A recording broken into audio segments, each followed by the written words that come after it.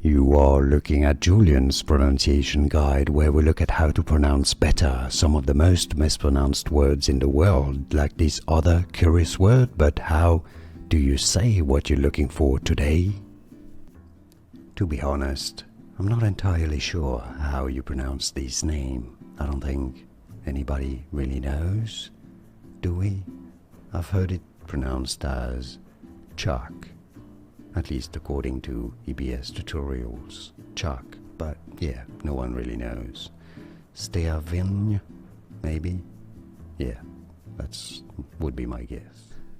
Here are more videos on how to pronounce more confusing words and names too many mispronounced. Like this video if you found it useful. I appreciate your support. I'll see you soon and thanks for watching.